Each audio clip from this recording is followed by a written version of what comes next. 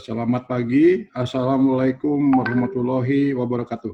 Waalaikumsalam warahmatullahi wabarakatuh. Kita semua, Swastiastu dan Namo Buddhaya.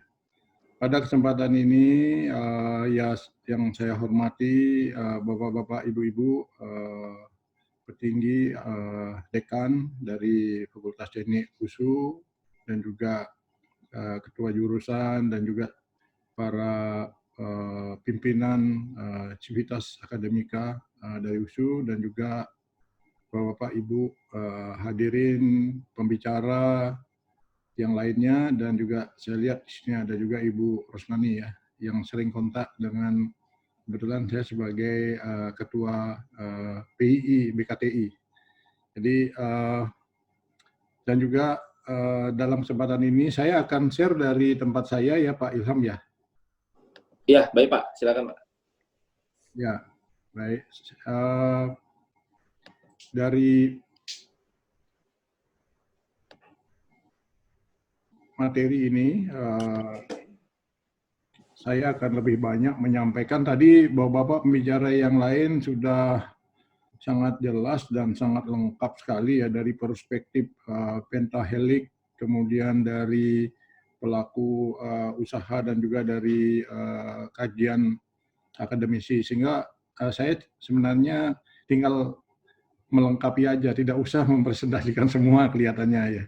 Namun demikian, seperti yang disampaikan oleh Pak moderator tadi, tetap saya akan menyampaikan bagaimana perspektif engineering di dalam inovasi medical product atau healthcare product dalam kaitannya dengan industri 4.0 dan juga situasi yang kita hadapi belakangan ini, sehingga menuju situasi new normal nanti.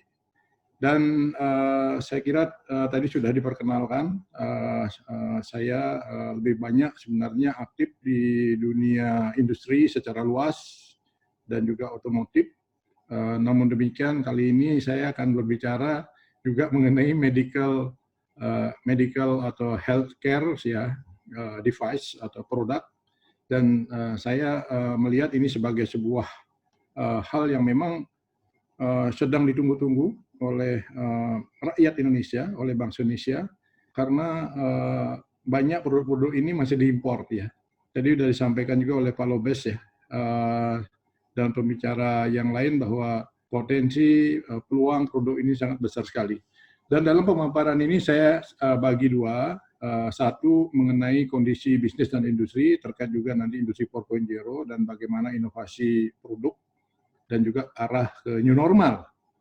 Dan yang kedua nanti lebih banyak bagaimana aplikasi engineering dan juga praktek, walaupun industri yang saya geluti ini lebih banyak membuat kendaraan, tapi ada tuntutan dan permintaan dari Kemenperin maupun juga Kemenkes ya, bahwa dalam waktu singkat harus membuat produk ventilator atau juga respirator gitu ya. Nanti saya akan coba share sedikit. Jadi dalam waktu singkat ini apa yang kita lakukan di dalam dunia industri dan dunia praktis. Yang pertama terkait dengan kondisi bisnis dan industri, termasuk industri 4.0 dan juga kaitannya nanti ke arah new normal. Saya kira kita sudah semua ketahui bahwa wabah pandemik COVID-19 ini sudah melanda di seluruh dunia, dan tentunya Indonesia sangat terpukul berat dengan kondisi ini. Dan walaupun ini banyak menyampaikan adalah virus yang sangat berbeda gitu ya, dan sangat spesifik, dan juga sebabnya juga banyak pembahasan dari A sampai Z gitu ya. Dan saya bukan ahlinya, jadi saya tidak akan sampaikan di sini. Tapi yang jelas kita sebagai bangsa, sebagai masyarakat Indonesia, tentunya berdoa terus supaya wabah COVID-19 ini, termasuk juga ikutannya dalam krisis ekonomi, segera berlalu. Dan kita bisa bangkit kembali membangun negeri Indonesia ya, tentunya sebagai engineer atau sebagai insinyur dan juga sebagai pentahelik tadi, harus bersama-sama menyiapkan ini menjadi suatu bukti nyata, suatu perwujudan nyata di negeri Indonesia. Jadi kesempatan ini terima kasih. Saya kira saya bisa share nanti dalam waktu singkat ini beberapa poin ke depan. Dan tentunya seperti yang kita ketahui, pemerintah pun sudah membuat beberapa program ya, termasuk stimulus yang ketiga, bagaimana menghadapi aspek human ya, humanity, bagaimana aspek kemanusiaan di dalam wabah ini, dan juga tentunya juga ada lanjutannya adalah aspek ekonomi. Jadi kita harus melihat secara terpadu bahwa krisis ekonomi maupun wabah yang terjadi sekarang ini sangat berbeda dengan kondisi ekonomi atau industri sebelumnya. Jadi ada munculnya dari aspek supply, gitu ya, ada demand dan supply. Jadi karena ada PSBB, jadi kita harus, disinilah pemerintah sudah dalam stimulus ketiga ini membuat program memberikan stimulus dan insentif kepada pelaku industri, ekonomi, dan usaha, itu ya, termasuk nanti ada jaringan pengaman sosial dan juga jaringan sektorial ya, 150 triliun dan secara total menjadi 405 triliun dan belakangan berubah menjadi 677,2 triliun, dan juga tadi pagi saya baca di media naik lagi menjadi 695 triliun, dan yang mudah-mudahan ini masuk kepada lebih banyak ke dunia kesehatan, dunia alat-alat kesehatan yang memang harus kita buat mandiri di Indonesia, gitu ya. Jadi dalam perspektif engineering, insinyur ya, saya kira spirit ini, terutama bagi teman-teman teknik industri ya, dan juga tentunya teknik elektro, teknik mesin, teknik farmasi, atau juga teknik fakultas teknik program yang lainnya, saya kira ini bisa kita padukan dan ikut berkontribusi membangun. Dan seperti yang kita ketahui, di belakangan ini ada industri-industri yang menjadi potential winner dan loser. Jadi dalam potential winner dan loser ini kita ketahui bahwa personal dan healthcare itu salah satu potential winners. Jadi ini yang saya kira menjadi gambaran kita, dan tema yang diambil saat ini sangat up to date dan tepat. Namun demikian kita harus gerak cepat dan juga harus berintegrasi, berkolaborasi, bersinergi dengan berbagai pihak supaya tidak hanya di dalam wacana atau di dalam kegiatan seperti ini, FGD atau seminar ya, tapi bagaimana mempraktekkan kepada masyarakat Indonesia. Dan ini juga membutuhkan juga kerjasama dengan pelaku-pelaku usaha yang sekarang maupun juga tentunya pengusaha atau pelaku yang baru. Dan melihat itu dalam perkembangan situasi industri ya, tentunya seperti tadi karena dampak wabah COVID ini beberapa industri yang terpukul berat ya, seperti ada otomotif dan juga industri tekstil, elektronika, dan juga industri-industri yang terkait dengan industri dasar ya, logam, dan juga tentunya kimia, dan saya kira peluang dalam industri makanan minuman dan juga industri farmasi, obat-obatan dan alat kesehatan termasuk medical device ini sangat penting sekali, sangat bagus sekali. Oleh karena itu kita melihat bahwa di dalam kondisi pengembangan medical device tadi, kita harus melihat bagaimana inovasi teknologi produk, service, dan proses itu harus kita jalankan. Jadi tepat sekali bahwa inovasi yang diambil tema kali ini dalam kerangka industri 4.0 sangat bagus sekali, sehingga dengan demikian tinggal nanti bagaimana membuat pemberdayaan local resources.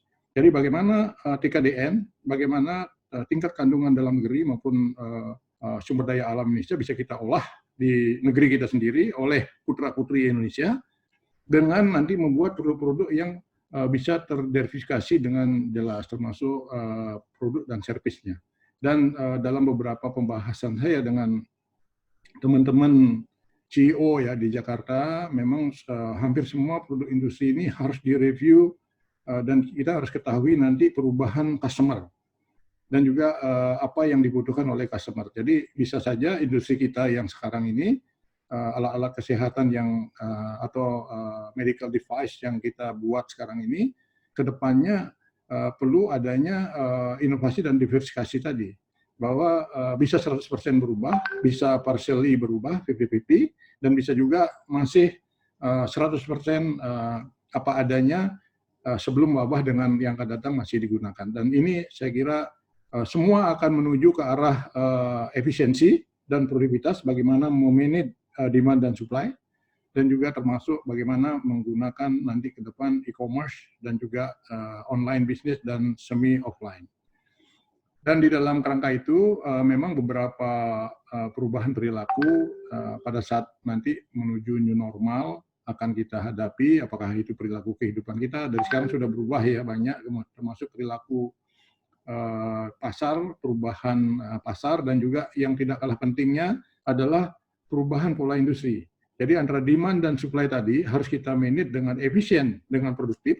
Dalam hal ini kita perlu menekankan juga nanti terkait dengan industri 4.0 ya, ada otomasi produksi, ada teknologi virtual, artificial intelligence, termasuk juga tadi inovasi dan diversifikasi produk.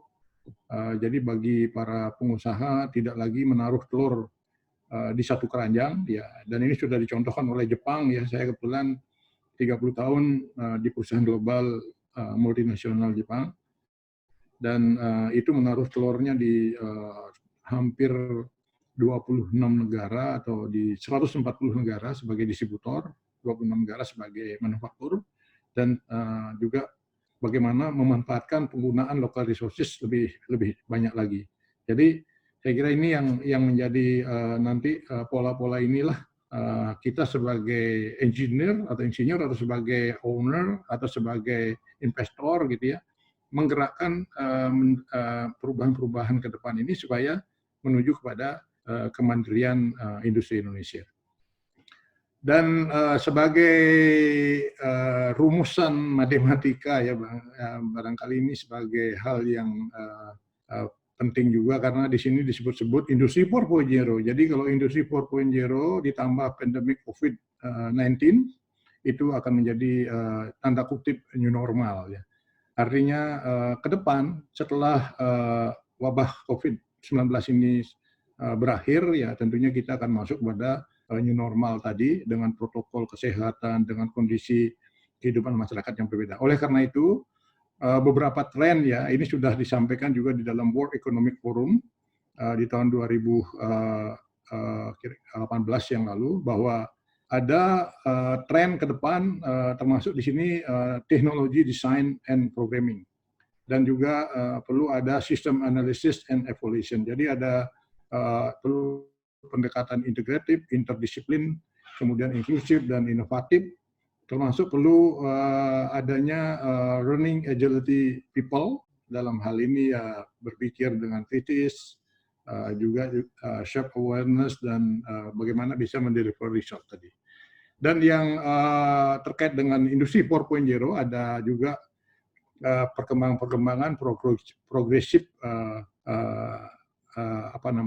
dan disruptive activity terkait dengan democratization ya, tentunya nanti dengan dukungan 3D printing, dan juga ada drone gitu ya, digitalization, ada wearable termasuk ER, VR gitu, termasuk juga IoT connectivity, dan ada disintermediation dan advanced robotic, ada demonetization, termasuk nanti semua menggunakan platform ya, sampai promosi broadcasting dan online e-learning dan lain sebagainya pun ada platformnya, dan juga decentralization, ada blockchain dan lain-lain, dan dematerialization dengan fintech, e-payment, kemudian ada lain-lain juga, ada Bitcoin apa ya.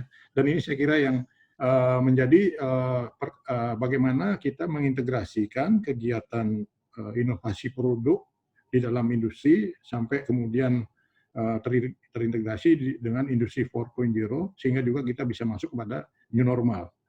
Dan inilah yang salah satunya nanti akan saya sampaikan kegiatan tadi, bagaimana membangun sebuah alat kesehatan tadi, ventilator, di dalam waktu yang pendek, merespon daripada kebutuhan customer.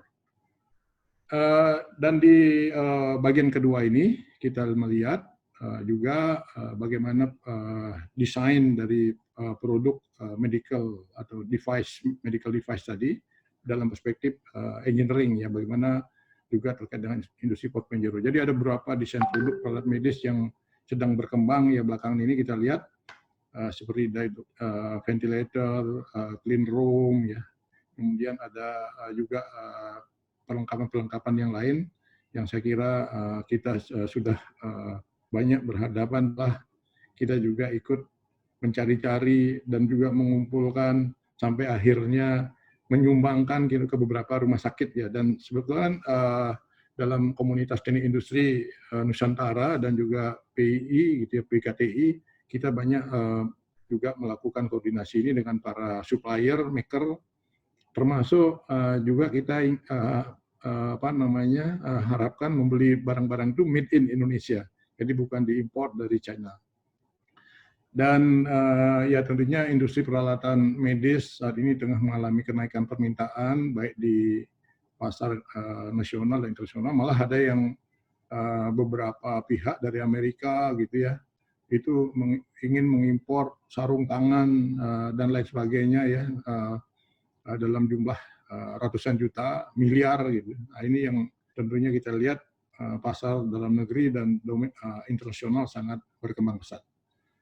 Dan sehingga dengan demikian memang seperti tadi yang disampaikan oleh pembicara sebelum, bahwa penting sekali melihat dalam perspektif engineering ini bagaimana kita bisa membuat percepatan gerakan di dalam pengembangan kurikulum atau dalam pengembangan dunia research atau inovasi R&D, karena sebelum inovasi ini kita keluarkan, itu kan harus ada R&D dulu, ada research dulu.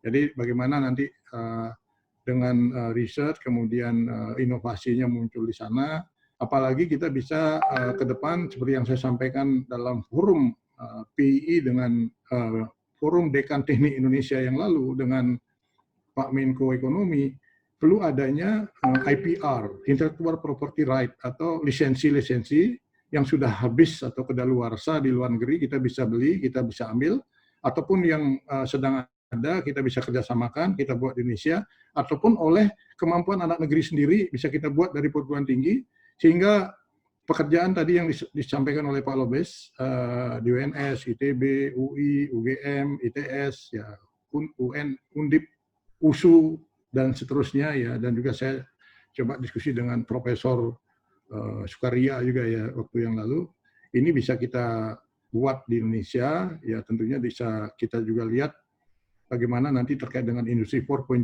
dengan kompetensi, dengan ilmu, skill, dan attitude yang kita siapkan untuk anak-anak bangsa Indonesia. Jadi ini salah satu gambaran terkait nanti engineering subject kita, apa yang terkait dengan industri 4.0, dan juga bisa kita kaitkan dengan inovasi produk yang harus kita kembangkan. Seperti misalnya apakah itu sensor, actuator gitu ya. Kemudian juga ada kegiatan yang lain terkait juga bagaimana sistem repair, maintenance, dan juga link dengan virtual reality design, atau juga terkait juga dengan business transformation practitioner, dan juga platform dan lain sebagainya. Saya kira ini sebagai gambarannya, dan inline dengan perkembangan dunia, kita melihat bahwa tantangan mewujudkan industri 4.0 itu adalah bagaimana kita bisa memasukkan di dalamnya itu adalah BCA, benefit and cost analysis. Jadi ini ilmu teknik industri juga, saya kira ini yang mendasari teknoekonomi, kemudian yang mendasari bisnis, yang mendasari pengembangan industri, bahwa kebutuhan teknologi atau kebutuhan peralatan-peralatan baru yang advance tadi harus disandingkan dengan bagaimana kita analisa secara pasar tadi. Apakah volumenya, apakah revenue kita, apakah EBITDA kita, atau termasuk nanti kita hitung return on investment gitu ya. Dari sebuah investasi peralatan itu bisa kita dapatkan dengan segera atau dengan layak atau tidak. Dan ini yang kita lihat dalam perkembangan industri 4.0 terkait dengan industri peralatan atau produk Indonesia, kita melihat pelajaran yang bagus dari yang dibuat dari Lean ya. Di situ ada Lean Production, kemudian ada Lean Manufacturing, dan juga ada Lean Enterprise. Jadi tingkatan ini yang saya kira terkait dengan industri 2.0, Lean Production, Cost Reduction, Basic Plan Management, Production, Domestic and Regional, kemudian Lean Manufacturing, Lead Time, termasuk juga System Integration, dan Regional, dan Lean Enterprise. Jadi ini lebih fokus, purpose-nya adalah bagaimana ke customer dan product life cycle, termasuk nanti menggabungkan supply chain management dan customer relationship management, dan manage all aspect, dan ini berkelas dunia, produk yang sudah world class produk. Jadi sehingga secara global, kemudian secara culture, dan juga secara bisnis model dan kolaborasi kita bisa bentuk. Dan ini yang sudah disampaikan di dalam World Economic Forum yang lalu, bahwa ada beberapa tantangan ke depan yang disebut drivernya itu adalah megatrend. Namun tambahannya sekarang adalah new normal condition. Tadi industri 4.0 ditambah setelah pasca wabah COVID menjadi new normal. Jadi terkait dengan tuntutan itu, industri harus menggerakkan bagaimana secara fisikal autonomous vehicle ya. Walaupun yang lalu bayangan-bayangan tahun 2030, tahun 2040 baru akan terwujud. Tapi sekarang dalam fakta sekarang kita sudah masih work from home, masih stay at home, dan juga segala sesuatu dibutuhkan lebih otomatis gitu ya. Perlu adanya 3D printing, advanced robotik, dan new material supaya lebih efisien dan produktif.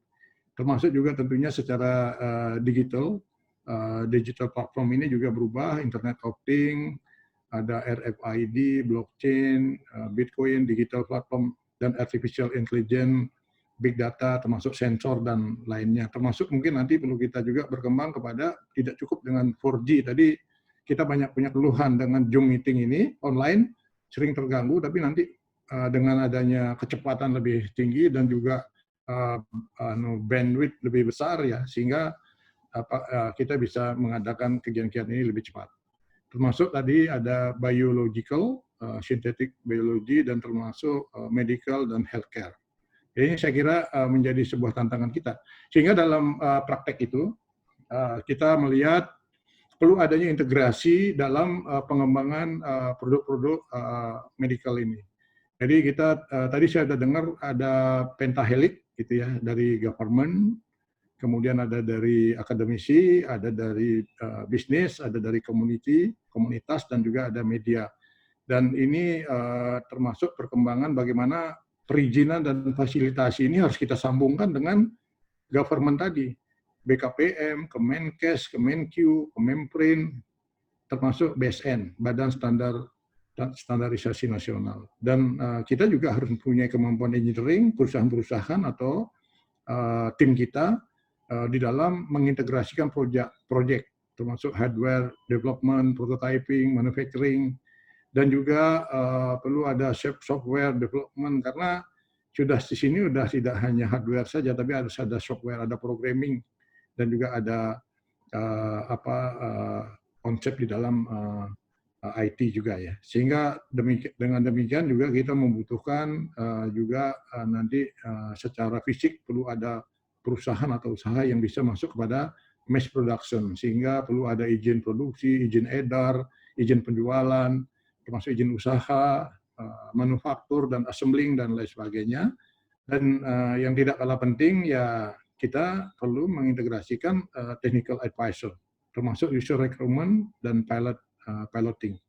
Jadi dengan demikian kita bekerjasama dengan perusahaan-perusahaan pemasok nanti dengan partnership. Jadi memang dalam hal ini kita tidak bisa single player, sama dengan membuat mobil. Itu ada 2.000 komponen dalam membuat mobil. Sama juga nanti membuat alat-alat medical ini juga bisa 20, bisa 30, bisa 50 item atau part number yang tentunya dibuat oleh perusahaan-perusahaan partner kita, supplier. Sehingga ada yang membuat vakum, sensor, hose, pump gitu ya, LCD, power supply, jadi tidak bisa semua dibuat sendiri. Jadi ini sudah dibuktikan efisiensi ini dalam pembuatan kendaraan listrik oleh perusahaan Tesla di Amerika. Jadi tidak usah punya semua aset, ataupun juga oleh Toyota gitu ya. Dan saya kira ini yang menjadi gambaran kita, termasuk aksesoris yang lain. Dan dalam prakteknya, kita juga membuat persiapan produksi sampai mass production. Ya, ini saya buat sebagai sebuah simulasi aja, sebuah sampel. Jadi dalam waktu pendek 4-5 bulan kita sudah bisa menjadi mass production dengan mendapat izin edar, kemudian mempersiapkan assembly line preparation-nya, equipment, operator, termasuk standar operasi, operation procedure, dan juga termasuk part ordering, ada yang dalam negeri, ada luar negeri, tooling, komponen, part list, dan yang tidak kalah pentingnya adalah desain. Karena desain ini yang menentukan kualitas dari produk dan juga produktivitas dari efisiensi dari proses. Jadi perlu di sini ada spek produk yang jelas. Dan juga software design dan juga hardware design, apakah itu plastik, apakah itu press, dari metal, logam, dan lain sebagainya. Inilah kegiatan keinsinyuran atau keengineeringan rekayasa kita yang harus kita kembangkan di dalam membuat suatu product development, production preparation, sampai mass production.